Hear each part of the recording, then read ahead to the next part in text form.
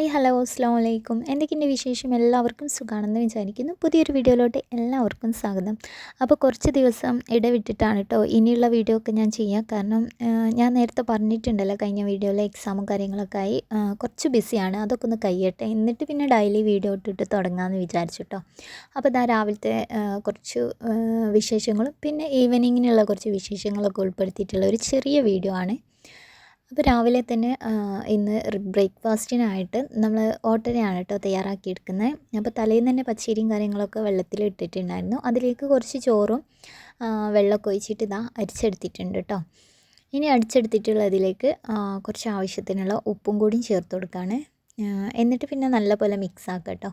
പിന്നെ ഇതിലേക്ക് നമ്മൾ വെളിച്ചെണ്ണയാണ് കേട്ടോ ചേർത്ത് കൊടുക്കുന്നത്. അതൊന്ന് എന്താ പറയുക നല്ല രീതിക്ക് കിട്ടാൻ വേണ്ടിയിട്ട് കേട്ടോ.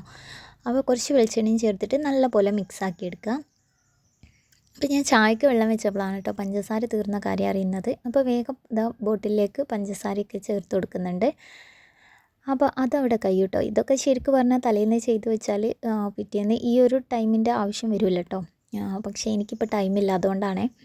അപ്പോൾ ഇതാ രാവിലെ തന്നെ നമുക്ക് ഓട്ടട ചുട്ടെടുക്കണമെങ്കിൽ അത് അടുപ്പത്ത് തന്നെ ചുടുന്നാവും കേട്ടോ നന്നാവാൻ. ഞാൻ അടുപ്പത്ത് ചുട്ടാലാണ് എനിക്ക് നല്ല പോലെ കിട്ടാറുള്ളൂ. അപ്പോൾ ഇതാ അടുപ്പൊക്കെ ഒന്ന് തീയൂട്ടി, കുറേ ദിവസമായിട്ട് അടുപ്പൊക്കെ തീയൂട്ടിയിട്ട്, അപ്പോൾ തീയൂട്ടി കഴിഞ്ഞതിന് ശേഷം ഇതാ നമ്മളെ ഓട്ടടൻ്റെ ചട്ടിയും കാര്യങ്ങളൊക്കെ വെച്ചിട്ടുണ്ട്. അപ്പോൾ ചട്ടി നല്ലപോലെ ചൂടായതിന് ശേഷം അതിലേക്ക് ഇതാ ഓട്ടടൻ്റെ മാവ് ഒഴിച്ച് കൊടുക്കുന്നുണ്ട്.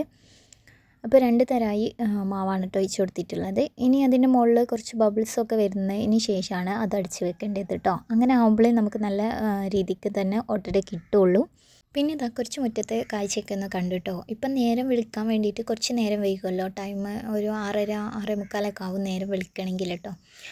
അപ്പോൾ ഇതാ കുറച്ച് വിശേഷങ്ങളൊക്കെ ഒന്ന് നോക്കിയതിന് ശേഷം നേരെ പോയിട്ട് എൻ്റെ കൂടെ ഞാൻ എണീക്കുന്ന ടൈം തന്നെ നെയ്നും ഇഷ്യൂ എണീറ്റ് പോരും കേട്ടോ. അപ്പോൾ അവൾക്കുള്ള റസ്ക് ഞാനൊന്ന് ഇച്ചിരി ചുടുവെള്ളത്തിൽ പുതിർത്തിയെടുത്തതാണ് കേട്ടോ. അപ്പോൾ അത് അവൾക്ക് കൊടുക്കുകയാണ്. പിന്നെ മോൻക്ക് അതുപോലെ ചായയും കാര്യങ്ങളൊക്കെ കൊടുക്കുകയാണ് കേട്ടോ. അപ്പോൾ അവൾ എൻ്റെ കൂടെ തന്നെ ഇങ്ങനെ അങ്ങോട്ടും ഇങ്ങോട്ടും നടന്നുകൊണ്ടിരിക്കും കേട്ടോ. എന്തായാലും ഞാനെപ്പോഴാണ് എഴുന്നേൽക്കുന്നത് അപ്പോൾ എൻ്റെ കൂടെ പോരും. അപ്പോൾ ഇതാ ഫസ്റ്റ് തരായി ഓട്ടട റെഡി ആയിട്ടുണ്ട് കേട്ടോ. അപ്പോൾ ഇത് കണ്ടില്ലേ, നല്ല സോഫ്റ്റായിട്ട് ഉള്ളൊക്കെ നല്ല പോലെ വെന്ത് വന്നിട്ടുണ്ട് കേട്ടോ. അപ്പോൾ ഇനി അടുത്തതും കൂടി നമ്മൾ അതിലേക്ക് പാർന്നു കൊടുക്കുകയാണ് കേട്ടോ. അപ്പോൾ മോൾക്ക് ചായ കൊടുക്കുന്ന ആ ഒരു ടൈമിൽ ഈ ഒരു കാര്യങ്ങളും കൂടി ഇന്ന് ചെയ്തെടുക്കണം കേട്ടോ. പിന്നെ ഈ ഓട്ടട ഇങ്ങനത്തെ ഒക്കെ വിഭവം ഉണ്ടാക്കുകയാണെങ്കിൽ നല്ല സുഖം കേട്ടോ. നമുക്ക് ബാക്കിയുള്ള പണിയും കൂടി എളുപ്പത്തിൽ കഴിയും. പിന്നെ ഇതാ അവൾക്കുള്ള ഫുഡും കൂടി കൊടുത്തിട്ട് പിന്നെ ബാക്കിയുള്ള പണിയും കാര്യങ്ങളൊക്കെ നോക്കണം കേട്ടോ. അപ്പോൾ രാവിലെ തന്നെ അവൾക്കുള്ള ഫുഡ് ഒന്ന് കൊടുത്തു കഴിഞ്ഞാൽ പിന്നെ നമുക്കൊരു സമാധാനമാണ് കേട്ടോ. പിന്നെ നമ്മൾ ഫ്രീ ആവും. പിന്നെ അവളെ ഇഷ്ടത്തിന് അങ്ങനെ കളിച്ച് നടന്നോളൂ കേട്ടോ. അല്ലെങ്കിൽ ഫുഡൊന്നും കഴിക്കാത്ത ദിവസമാണെങ്കിൽ പിന്നെ കരച്ചിലും എടുക്കലും അങ്ങനെ എടുത്ത് കൊണ്ടെടുക്കലൊക്കെ ആവും കേട്ടോ. അപ്പം പിന്നെ എന്നും രാവിലെ തന്നെ അവൾ എണീറ്റപ്പാടെ അവൾക്ക് ഉള്ള ഫുഡും കാര്യങ്ങളൊക്കെ കൊടുക്കും. പിന്നെ ഇതാ അതൊക്കെ കഴിഞ്ഞപ്പം മുറ്റത്തേക്ക് ഇറങ്ങിയിട്ടുണ്ട് കേട്ടോ. കുറച്ച് മഞ്ഞും കാര്യങ്ങളൊക്കെ ഉണ്ട്.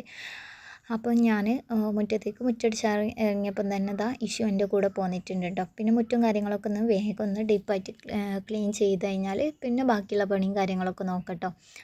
എന്നിപ്പം ചില ദിവസം മാത്രമാണ് കേട്ടോ നമുക്ക് മുറ്റടിക്കാൻ നേരത്തെ കഴിയുള്ളൂ. അല്ലെങ്കിൽ പിന്നെ ചെറിക്കുള്ള ഫുഡും കാര്യങ്ങളൊക്കെ കൊണ്ടുപോകേണ്ടി അന്ന് കുറച്ച് ബിസി ആവും കേട്ടോ. അപ്പോൾ പിന്നെ മുറ്റത്തേക്ക് ഇറങ്ങുമ്പോഴേക്കും ഒരു 9 മണി എന്തായാലും ആവും.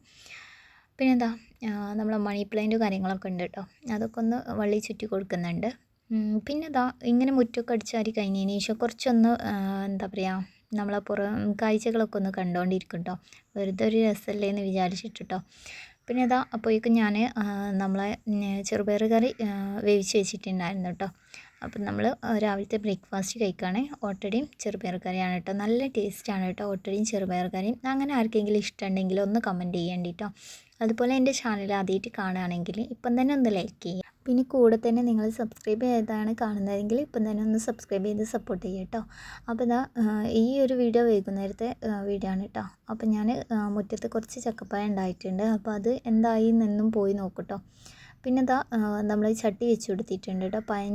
പഴംപൊരി ഇപ്പോൾ കുറച്ച് പഴം ഉണ്ടായിരുന്നു പഴുത്തത്. അപ്പോൾ പഴംപൊരി ഉണ്ടാക്കാൻ വേണ്ടിയിട്ടാണ്. അപ്പോൾ മാവൊക്കെ ഞാൻ മോനെ ക്ലാസ്സിൽ നിന്ന് കൂട്ടി വരുന്ന മുന്നേ തന്നെ ഞാൻ അതൊക്കെ റെഡിയാക്കിയിട്ടുണ്ടായിരുന്നു. അങ്ങനെ എന്താ പഴംപൊരി ഓരോന്നായിട്ട് ചുട്ടെടുക്കുകയാണ് കേട്ടോ. അപ്പോൾ ഈ ഒരു വലുപ്പത്തിലാണ് ഞങ്ങളിവിടെ പഴംപൊരി ചുടാറുള്ളത് കേട്ടോ. കാരണം നമ്മൾ പീടികയിൽ നിന്ന് വാങ്ങണ അങ്ങനെയൊന്നുമല്ല, ചെറിയ കഷ്ണങ്ങളാക്കിയിട്ട് ചെറിയ ചട്ടിയാണുള്ളത് കേട്ടോ. അപ്പോൾ അതിൽ അങ്ങനെ ചുട്ടെടുക്കാൻ വിചാരിച്ചു. പിന്നെ നിങ്ങളുടെ അഭിപ്രായങ്ങളൊക്കെ കമൻറ്റ് ചെയ്യാൻ മറക്കരുത് കേട്ടോ.